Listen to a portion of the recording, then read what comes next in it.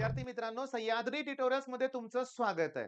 हा व्हिडिओ अशा मुलांसाठी आहे की ज्यांना वाटतंय की आता सगळं संपलंय. मी मुलाचं एका स्टेटस बघितलं होतं.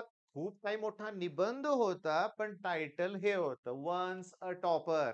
मी तुम्हाला सांगू का, बऱ्याच मुलांना असं वाटायला लागलंय की 12वीत आता कमी मार्क पडलेत ना, की आपलं पुढं काहीही होऊ शकत नाही.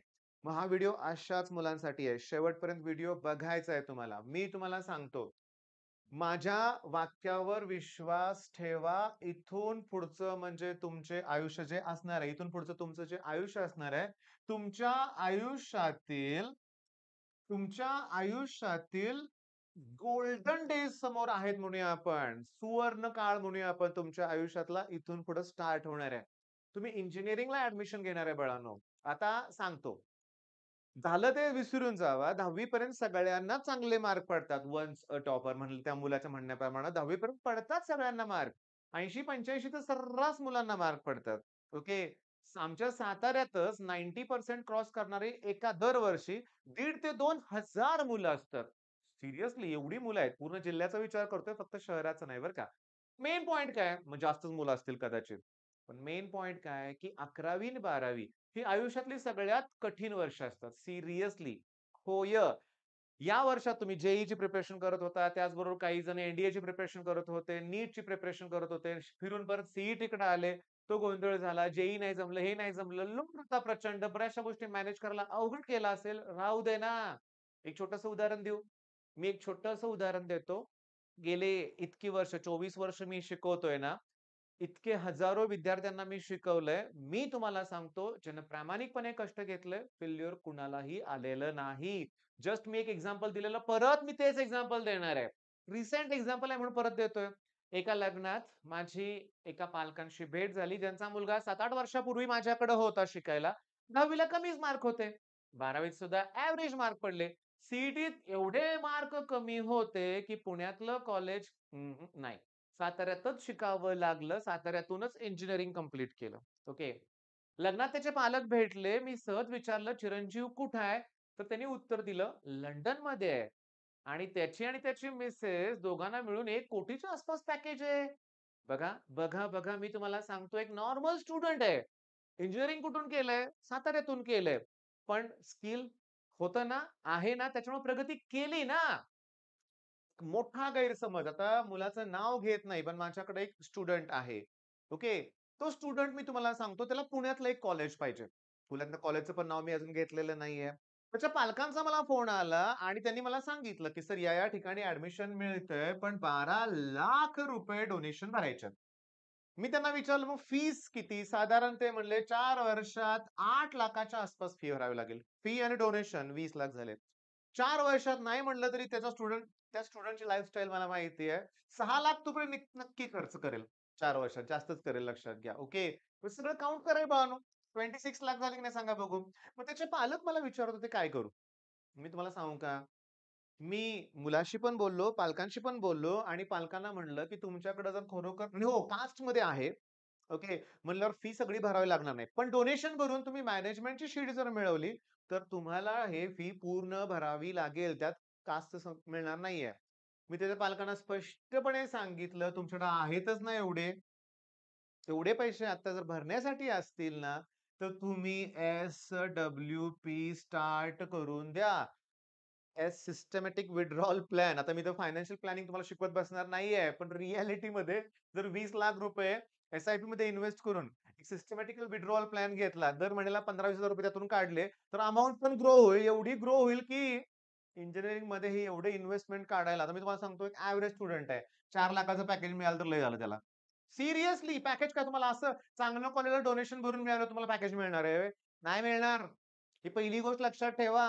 कुठेही गेला ना, तर जॉबसाठी तुम्हाला स्वतःला इम्प्रूव्ह करावं लागणार आहे. ते कॉलेजवर हां, चांगल्या कॉलेजला गेल्यावर ठीक आहे, स्ट्रगल थोडासा कमी होतोय, मी मान्य करतोय. पण करावं तर लागेल ना अभ्यास. त्यांना सांगितलं असतं, पण पालक म्हणले, "सर नाही, तो ऐकणार नाही. त्याची इच्छा आहे, तर मला ते करावंच लागेल." हतबल आहेत पालक. ह्या गोष्टी नको आहेत. पहिली गोष्ट लक्षात ठेवा, की कॉलेज मॅटर करतं, करत नाही. तुमची मतं वेगळी आहेत, माझी मतं वेगळी आहेत. आता बऱ्याच लोकांना काय वाटतं, की पुण्यातच घेतलं पाहिजे, त्याशिवाय पर्सनॅलिटी डेव्हलपमेंट होणार नाही. ग्रामीण भागातला मुलगा पुण्यात आलाच पाहिजे. बरोबर आहे. पण मी काय म्हणतोय लक्षात घ्या, की तेवढ्यासाठी एवढे पैसे खर्च करण्याची ताकद पण पालकांची असली पाहिजे. हां. नाहीतर ओढून-ताणून हा उद्योग करायचा नाहीये लक्षात घ्या. तुम्ही ग्रामीण भागात सुद्धा घेऊन शिक्षण घेऊन पुढे जाऊ शकताय. मी माझ्या आणखीन एक स्टुडंटचं एक्झाम्पल देतो. इथं आमच्या साताऱ्यात उंब्रज नावाचं गाव आहे.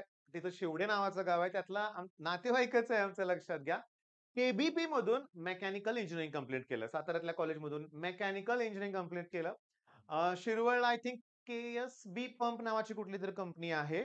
तिथं तो जॉब करतोय.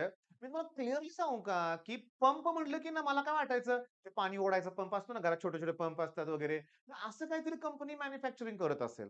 मी जेव्हा पॅकेज बघितलं तर 7-8 लाखाचं पॅकेज. म्हणलं 7-8 लाख रुपयाचं पॅकेज.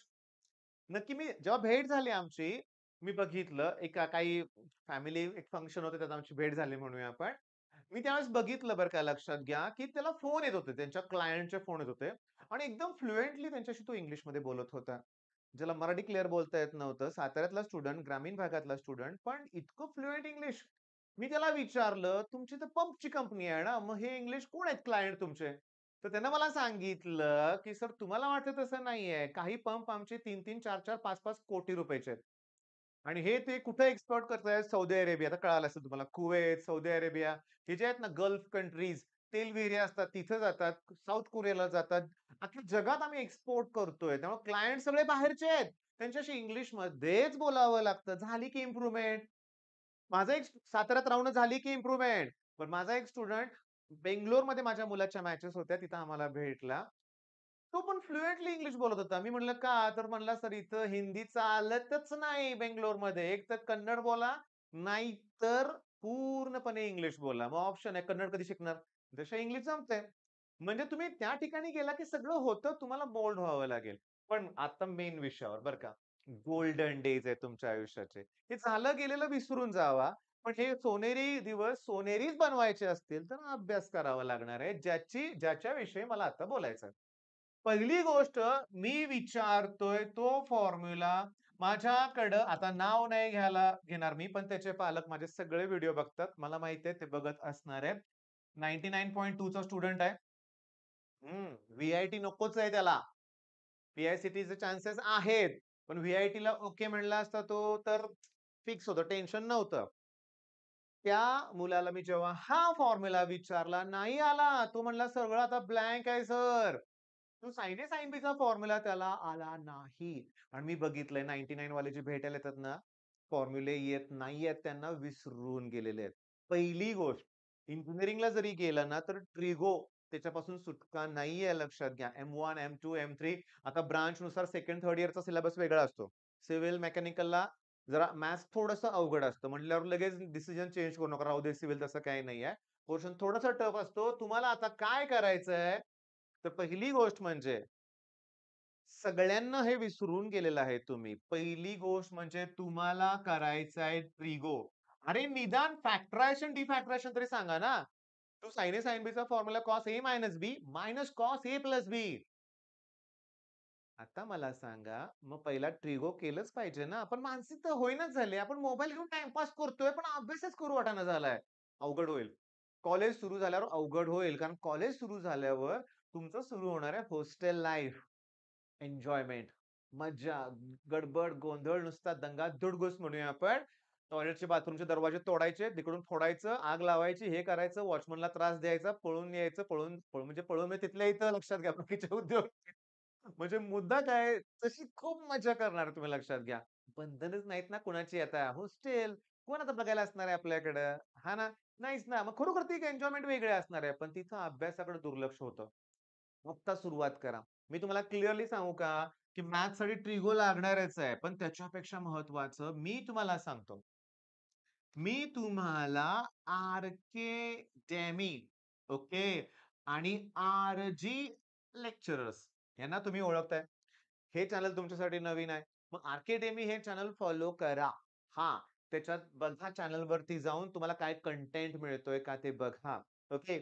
मी तुम्हाला सांगतो आर-जी सरांनी मॅथ्सचे कुठले-कुठले कोर्सेस लॉन्च केलेत ते बघा. मग मॅथ्स नाव आलं, की लगेच दिनेश अरे आरजी सरांनी फिजिक्स आणि मेकॅनिक्स घेतलं असणार आहे, ग्राफिक्स घेतलं असणार आहे. मॅथ्ससाठी दिनेश सरांचा कोर्स लॉन्च झालाय का ते बघा. कुणालाही फॉलो करा, पण करा, करा. तुम्ही अभ्यासाला सुरुवात करा. हा जो सब्जेक्ट आहे ना मेकॅनिक्स, बऱ्याच जणांना अवघड वाटतो. विचारा सीनियर्सला कुठला सब्जेक्ट अवघड आहे, कुठल्याचा कसा अभ्यास केला पाहिजे आणि हो सगळ्यात महत्वाचं, नाही जमलं ते इथून आय-आय-टीत जाण्याचं. अजून एक चान्स आहे ना, अजून एक चान्स आहे ना फायनल इयरला.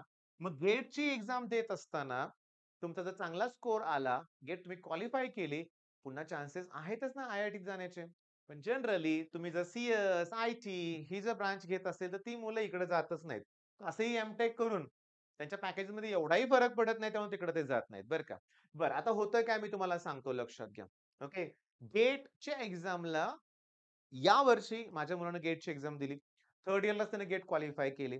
पण त्याने जे फोटो मला पाठवलेत ना, त्यात ना मी जो एक क्वेश्चन बघितला, तो 11th स्टँडर्ड मधला लिमिट या टॉपिक मधला आहे तसा क्वेश्चन. थोडेफार व्हॅल्यूचे लिमिट मधला शेवटचा एक्सरसाइज एक्स टेंड्स टू इन्फिनिटीचे प्रॉब्लेम होते ना, तो प्रॉब्लेम आहे तसा होता. आहे तसा. पुन्हा एक्सपान्शन सीरीज मधले क्वेश्चन 11th वर बेस्ड 4 ते 5 मॅथ्सचे प्रश्न होते म्हणे आपण. आता मी तुम्हाला सांगतो, तुम्हाला खरोखर आय-आय-टीत जायचं असेल, तर तुम्हाला फर्स्ट इयर पासून फायनल इयर पर्यंतच्या ऑलमोस्ट सगळ्या सब्जेक्टचा अभ्यास करावा लागतो, की जे जनरली मुलं करत नाहीत. प्रॉपर सेकंड इयर पासून गेटचे क्लासेस लावतात. लावतात. पण त्या क्लास लावण्यापेक्षा जर रेग्युलर अभ्यास व्यवस्थित केला, तरी तुम्ही गेट क्रॅक करू शकताय. हे लक्षात घ्या. तुम्हाला ह्या चॅनलची नावं लक्षात आली? ओके. हे आपल्या साताऱ्यातलेच सर आहेत, पण मुंबईत त्यांचा प्रचंड मोठा क्लास आहे. आर्किडेमी चॅनलचं पण नाव आहे. आय थिंक वैष्णवी इंजिनिअरिंग क्लासेसचं नाव आहे. खूप जुना क्लास आहे. त्यांचे ऑफलाईन क्लासेस आहेत. तुम्ही पुण्यातले नाही. तुम्ही जर मुंबईतील असाल, तर शोधा तुमच्या शेजारी यांची एखादी ब्रांच वगैरे आहे का? आणि तुम्ही तिथं वेगवेगळे जर क्लासेस सुरू झाले असतील, तर इनिशियली जॉइन करायला काही हरकत नाही. कॉलेजला अजून महिने 2 महिने जातील. तोपर्यंत वेळ वाया घालवायचा नाहीये आपल्याला लक्षात घ्या. बरं, आता पहिली गोष्ट म्हणजे तुमच्या हे पण लक्षात आलेलं आहे, की कॉलेजमध्ये गेले की इव्हेंट स्टार्ट होणार आहेत. कॉलेजमध्ये गेले की बाकीच्या ॲक्टिव्हिटी स्टार्ट होणार आहेत. कॉलेजमध्ये गेले की नवीन मित्र-मैत्रिणी मिळणार आहेत. मस्त एन्जॉय तुम्ही करणार आहात. पण काही लोकं ना प्रत्येक ठिकाणी ना विचित्रपणा करतात. म्हणजे माझ्या कॉलेजमध्ये हे चांगलं नाही, ते चांगलं नाही. मी तुम्हाला सांगतो, जेव्हा तुमचं काउन्सिलिंग स्टार्ट म्हणजे ॲडमिशन प्रोसेस स्टार्ट होईल, तुम्ही ऑप्शन फॉर्म भराल, जे कॉलेज मिळेल ते ॲक्सेप्ट करायचं. हां, रडत बसायचं नाहीये, नाही मला हे मिळालं असतं, ते मिळाले ना तुम्हाला कॉलेज, बास. तुम्हाला आता तुमचा 4 वर्षाचा कोर्स व्यवस्थित कंप्लीट करायचा आहे इंजिनिअरिंगचा. ओके. त्यात कॉलेजकडनं काही मदतीची अपेक्षा ठेवू नका, की सगळा सिलेबस घेतला जाईल, सगळं छान होईल, हे इंडस्ट्रियल ट्रेनिंग मिळेल वगैरे असलं काय नाही.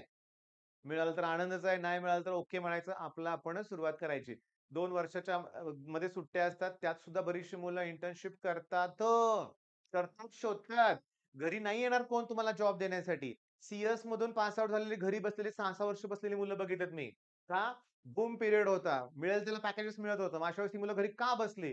तर त्यांना काय वाटतं घरी येऊन कंपनी तुम्हाला जॉब देणार आहे का? नाही आहे. तुम्हाला हात मारावे लागणार आहेत लक्षात घ्या. त्याच्यामुळं ना मर्द झटकून द्या. मी तुम्हाला क्लिअरली सांगतो, माझं एक्झाम्पल आहे. माझं जाऊ दे हो. गेट टुगेदर आमचं झालं होतं पाचगणीमध्ये बरं का. माझे 10वीतले माझे बरेचसे मित्र. एक 15-16 लोक आम्ही एकत्र आलो होतो लक्षात घ्या. मी तुम्हाला सांगतो 10वीत आम्हाला सगळ्यांना चांगले मार्क होते. 12वीत आमच्यातला एक डॉक्टर आहेत वारे, तो डॉक्टर सोडला, तर आम्हाला सगळ्यांना कमी मार्क पडले होते. सगळ्यांना कमी मार्क पडले होते. दोघा-तिघांचे ग्रुप सुद्धा क्लिअर नव्हते. त्यामुळे 12वी करून पण डिप्लोमाला ॲडमिशन घेतलं होतं त्यांनी. पण हार मानली का? नाही, हार नाही मानली लक्षात घ्या. शेवटपर्यंत शिक्षण तर पूर्ण केलं आणि प्रत्येक जण आपापल्या क्षेत्रात यशस्वी आहे. ते जर रडत बसलो असतो तर संपलंच ना मग. हां, पालक चिडणार आहेत, बोलणार आहेत, ओरडणार आहेत कमी मार्कामुळे. ओके, त्यांच्या अपेक्षा होत्या, स्वप्न होती, सगळ्या गोष्टी होत्या. त्या नाही झाल्या म्हणूया आपण. पण इथून पुढे तर होऊ शकतंय ना. टोमणे तर खावेच लागणार आहेत जर अभ्यास नसेल तर. हां, एवढी बोलणी तर खावीच लागणार आहेत. पाहुण्यांना फेस करावंच लागणार आहेत. तुमचे मार्क माहिती असून पण तुम्हाला विचारणार आहेत ते काय झालं? ओके. ब्रांच घेतल्यावर पण तुम्हाला विचारणार आहे, हीच का घेतली, तीच का नाही घेतली? सारख्या प्रश्नांची उत्तरं द्यावी लागणारच आहे. पण मी तुम्हाला सांगतोय, झालंय ते विसरून मी क्लिअरली सांगतो. माझा ग्राफ असा होता. अ, हा 1ली ते 4थीचा ग्राफ म्हणूया आपण लक्षात घ्या. नंतर तो खाली आला 5वीतला मार्क म्हणूया आपण. तो तसाच 9th पर्यंत होता. 10th मध्ये परत हे समजतंय ना बाळांनो, काय अभ्यास नाही करायचा याचा, हे मार्क आहेत समजा. हे 1ली ते 4थी तुम्हाला माहिती आहे सगळ्यांना चांगले मार्क असतात. 5वीत जसं हायस्कूलमध्ये गेलो आपण तिथं जरा स्कोर कमी आला. तो 9वी पर्यंत तसाच होता. 60 टू 65% मध्येच मला मार्क असायचे. 10वी जरा 82 मिळाले. ओके. 11वी 40 पर्यंतच पर्सेंटेज आलं माझं. 41%. ओके. 12th मध्ये कसं तरी परत 60 मिळालं. ते पण शेवटच्या 2 महिन्यात सरांच्याकडे झाला अभ्यास, केळकर सरांकडे म्हणून. पण त्याच्यानंतर माझा 12th नंतरचा ग्राफ व्यवस्थित नव्हता बाळांनो. सेकंड इयर पर्यंत नव्हता. सब्जेक्ट राहायला लागले. मला ते सांगायचं या व्हिडिओमध्ये. 10वी चांगले मार्क पडले, 12वीत कमी पडले, निदान नापास नाही झालात तुम्ही. इंजिनिअरिंगला विषय बॅक राहू शकतो, जर केलं नाही तर. आता सगळ्यात बेकार ठरेल. एकदा का एका विषयात जरी फेल झाला, तर तुम्ही काही कंपनीच्या क्रायटेरियामधून आउट होताय प्लेसमेंटच्या. हेही लक्षात घ्या. जे कोटीचे पॅकेजेस म्हणताय ना तुम्ही 40,00,000, 25,00,000, 30,00,000 ते मिळवण्यासाठी सुद्धा 4 वर्षाचा ग्रोथ परफॉर्मन्स पण चांगला पाहिजे तुमचा. सगळ्या गोष्टी चेक केल्या जातात लक्षात घ्या. मग मला एक सांगा सेकंड, थर्ड इयरला मात्र माझं आयुष्य बदललं. जेव्हा मला कळालं अभ्यास मी कसा करायला हवा होता, तिथं माझं लाईफ चेंज झालं लक्षात घ्या. आणि माझं सगळ्यात तुम्हाला सांगू का बाळांनो, सगळ्यात. माझं आता ठीक आहे, मी एकदम व्यवस्थित लाईफ चालू आहे, सगळं छान सुरू आहे. पण याच्या मागचं कारण आहे, एक दिनचर्या म्हणूया आपण. ओके. पहाटे उठायला सुरुवात करा. सुट्टी नाहीये. 8-8 वाजेपर्यंत काय जागताय तुम्ही? 5, 4:30, 5 ला उठा. ओके. 5:30 ला बसा अभ्यासाला. सकाळी 3 तासाचं सेशन ठेवा अभ्यासाचं. हां, करा. आणि सगळ्यात इम्पोर्टंट आता तरी YouTubeला सिरियसली फॉलो करा. हो. YouTubeवर तुम्हाला इंजिनिअरिंगचा फ्री कंटेंट पण मिळेल. मॅथ्सचा मिळेल, सगळ्याच गोष्टींचा मिळेल. मग आता मला सांगा, हे असले स्टेटस ठेवून रडत बसण्यापेक्षा पुढच्या आयुष्यातला जो आपला सुवर्णकाळ येणार आहे, त्यासाठी लागणारे कष्ट घेऊया ना. आणि हो, आणखीन एक महत्त्वाचं सांगायचंय आणि याच्यावर मला सेपरेट व्हिडिओ बनवावा लागणार आहे बरं का. सेपरेट व्हिडिओ बनवावाच लागणार आहे, की काही जण अझ्युम करून चालतायत, की मी हे असं केलं तर असं होईल, तसं केलं तर ते होईल. हे होणार आहे. नाही बाळांनो. आयुष्यात कधीही तुम्हाला आयुष्याला कलाटणी भेटू शकते. ओके. तुम्ही ठरवलंय वेगळं, होतंय वेगळंच, असंही होऊ शकतं लक्षात घ्या. तेव्हा तुम्हाला प्रत्येक गोष्टीला सामोरं जावं लागणार आहे. बरं चला, मग हा व्हिडिओ थांबवतोय. थांबवल्या-थांबवल्या 11चा मॅथ्स करा. 11चा मॅथ्स करा. ते पुस्तक सोडवा सगळं अगोदर थोडंसं बघा. ओके. आणि इंजिनिअरिंगचा मॅथ्स सोपं आहे. सोपं आहे. पण त्यासाठी लागणारं बेसिक जमत असेल तर सोपं आहे. हेही लक्षात घ्या. All the best.